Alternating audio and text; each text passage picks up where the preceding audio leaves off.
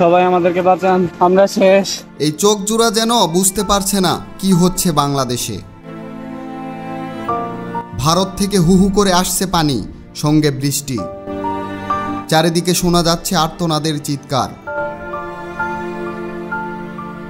এমন পরিস্থিতি নিয়ে সামাজিক যোগাযোগ মাধ্যমে পোস্ট করেন বাংলাদেশের জাতীয় ক্রিকেট দলের উদীয়মান তরুণ ক্রিকেটার তাওহিদ হৃদয়।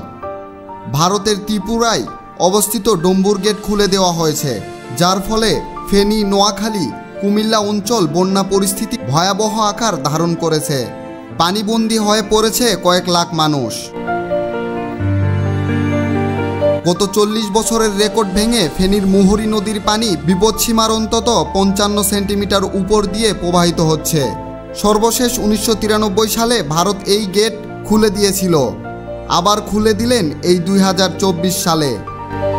ইতিমধ্যে ঢাকা সহ বিভিন্ন বিশ্ববিদ্যালয়ের শিক্ষার্থীরা রাজপথে নেমে স্লোগান দিচ্ছে, পেতে চাইলে মুক্তি, ছাড়ো ভারত ভক্তি।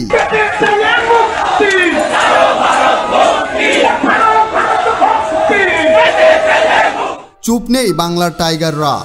নিষ্পাপ চোখের চাহনি যে বাচ্চা মেয়েটা মাকে ছাড়া এক মুহূর্ত থাকতে চায় না, সেই বাচ্চাও আজ একা একা বন্যার সাথে যুদ্ধ করছে।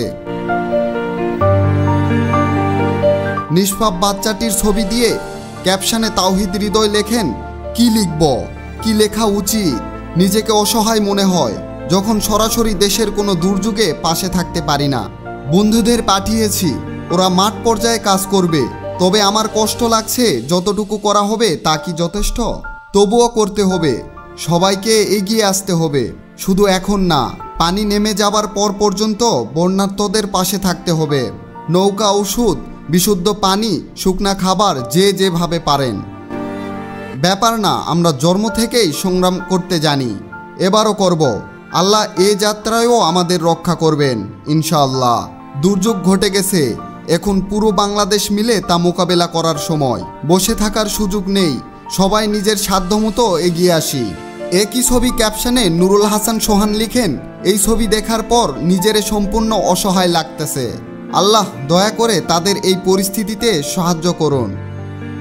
তাদের পোস্ট করা দেখে ভেঙে পড়েছেন ইয়াসির আলী চৌধুরীও। একই ছবির ক্যাপশনে তিনিও লিখেন, হে আল্লাহ, দেশের সকল মানুষকে বন্যার ক্ষতিগ্রস্ততা থেকে রক্ষা করো। Zakir Hossain, team sports.